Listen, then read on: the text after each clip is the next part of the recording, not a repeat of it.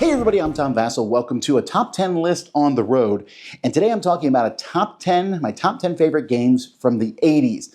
I was born in 1976, so the 80s is when I played games as a kid. I think there's a lot of great games that came from this time period, and there are still games that I'm playing today, having a great time doing so.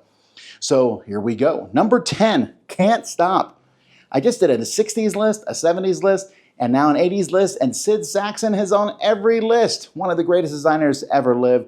Sid Sackson, Can't Stop. You roll dice, you're moving up a thing, you want to roll sevens, maybe not 12s. 12 is faster, but how hard is it to roll 12? And it has such a push your luck. You can stop anytime you want until you can't stop. I've never won. My number 9 is King's Court. King's Court is a unique, interesting game. I played it a ton as a child, so there's definitely some bias towards that. But it is a game that when my mother passed away, I went and made sure I got this game, and I play it with my kids. It is basically super checkers.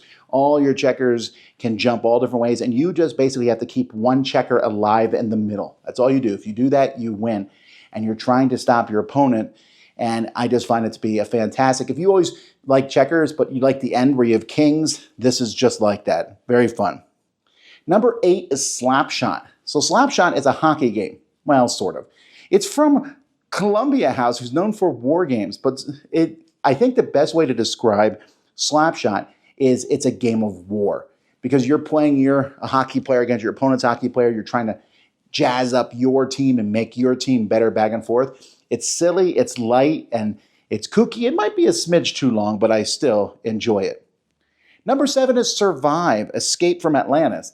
And this one we know about because Stronghold Games did a reprint of it and brought it back. And it's still actually selling very well today, very strong today, as you have this island and you have all these little people, and each turn part of the island is sinking, and you're just trying to get off and push everybody else out of the lifeboat and move the sharks and eat the people and move whales and capsize their boats.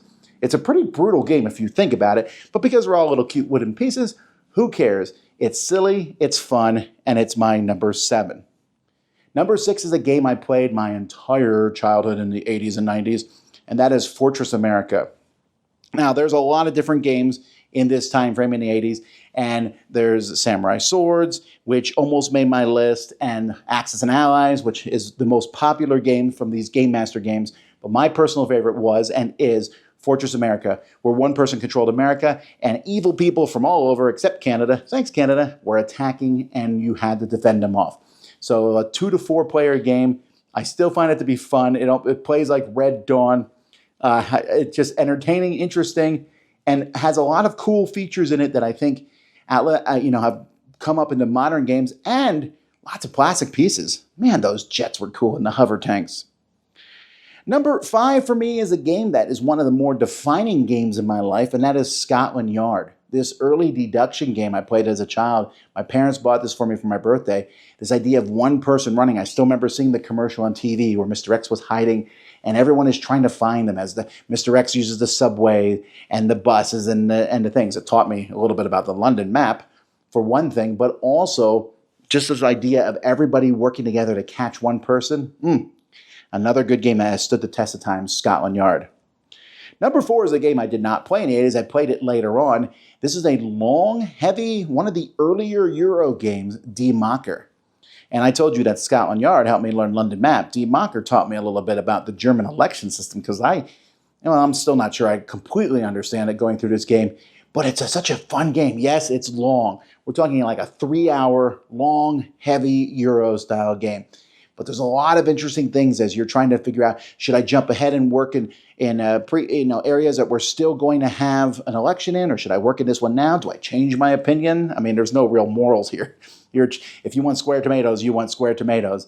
But there's a lot of neat things in Die Macher. Number 3 is You're Bluffing, or Kuhn Handel, I believe was the original name of it. This is a card game in which you are auctioning to get these different animals that are worth wildly different amounts of points. Like the horse, I think, is worth 1,000 and the rooster's worth 10. Why do you want to do all this? Well, you have these money cards that you're auctioning with, but you're also offering each other amounts of money. But there's a lot of bluff cards that are worth nothing. Like, here's 6 cards. I promise 4 of them aren't zeros. And it's fun and it's fast, and I've had a lot of great times with this game. It's my number 3. Number 2 is a racing game, and this is Ave Caesar. Ave Caesar is a chariot racing game in which you're racing around this track 3 times. You got to stop and say Ave Caesar at some point, but you do it by playing cards. On the track are choke points. If I can't move, my turn is skipped. Your turn gets skipped a lot, and you will say very mean things to the person who blocked you. And it's just an entertaining game. They made a futuristic version of it at one point, but I think the original theme of chariot racing is best. And my number 1 is Balderdash. I remember distinctly as a kid my parents playing this, me watching them and their friends just burst into peals of laughter as all the different funny words were said, and I think this one, again, has stood the test of time. It's one I'm still playing today. I think it's one of the best party games ever made. I love it.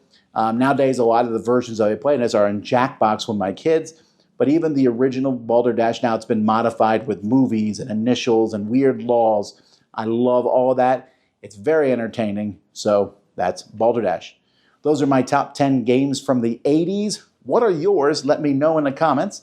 I'm Tom Vasel. We'll see you next time on the road with a top 10.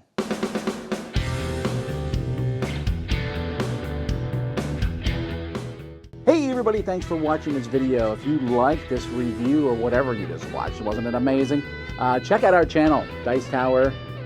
We have all kinds of things. We review games, we do top 10s, we play games live. It's all about board games, but especially the people who play them. Check out Dice Tower YouTube channel.